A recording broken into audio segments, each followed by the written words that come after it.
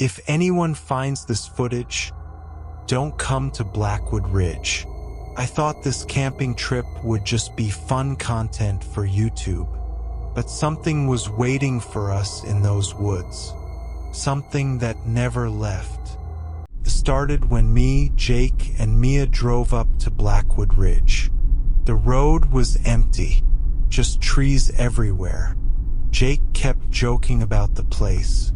He said people disappeared there years ago.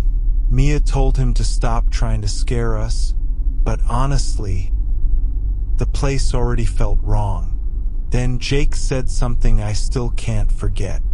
He said before the people vanished, they heard whistling outside their tents.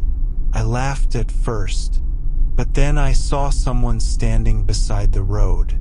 An old man wearing a raincoat. He wasn't moving. He was just watching our car pass by. And when we drove past him, he smiled. I remember getting chills instantly. We reached the campsite around sunset. The place looked normal. A lake, tall pine trees, fog moving between the woods. But it was too quiet.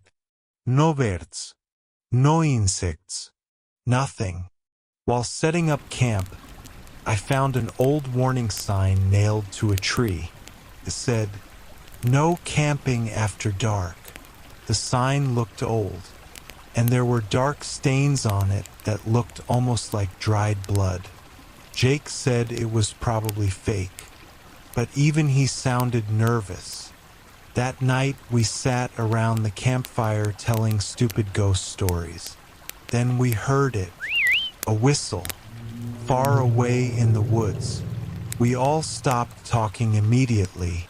The whistle sounded human, slow, almost like someone trying to call us deeper into the forest. Mia asked if one of us was doing it. Nobody answered. Then the whistle came again, closer. I grabbed my flashlight and pointed it toward the trees. At first I saw nothing. Then for a split second, I saw a pale face staring at us from behind a tree. When I looked again, it was gone. Jake said I was imagining things, but I know what I saw. Later that night, Mia and I were inside the tent trying to sleep. Rain was hitting the tent roof. Everything felt quiet again. Then we heard footsteps outside. Slow footsteps circling the tent. Crunch, crunch, crunch. We froze. The footsteps stopped right beside us. Then we heard whistling again, right outside the tent. Mia whispered that someone was out there. I slowly opened the tent and pointed the flashlight outside. Nothing, but Jake's tent was open, and Jake was gone. We ran into the woods calling his name. The deeper we went, the darker it became. Then I found Jake's flashlight lying in the mud. There was blood on it. Mia started panicking. Then suddenly we heard Jake screaming somewhere in the forest. We ran toward the sound as fast as we could. And then we found him. Jake was standing between the trees with his back facing us, completely still.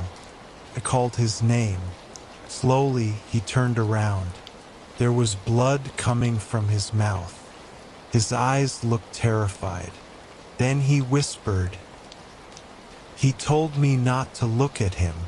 Before we could move, a tall figure appeared behind him.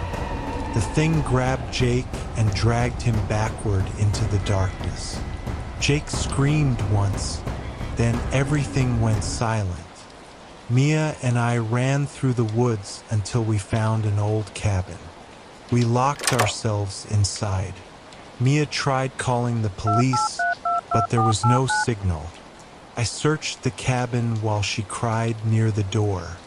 The walls were covered in newspaper clippings, missing campers, disappearances, old photos. Then I noticed muddy footprints on the floor. Fresh footprints. Someone had already been inside the cabin. Then we heard the whistling again, circling outside the walls, slowly, like whoever was out there was playing with us. Mia found a trapdoor under an old rug. I opened it slowly. The smell was horrible, like something dead. We went down into the basement, and that's when we saw everything. Bones, backpacks, shoes, human remains everywhere. Then I saw Jake's jacket, covered in fresh blood. Suddenly, we heard the cabin door upstairs burst open. Heavy footsteps echoed through the cabin, slow, dragging. The whistling became louder and louder. Then a shadow appeared at the top of the basement stairs, tall, motionless, and then it spoke. You weren't supposed to stay after dark. The camera footage was discovered weeks later near Blackwood Ridge. But me, Mia, and Jake were never found. And to this day, nobody is allowed to camp there anymore.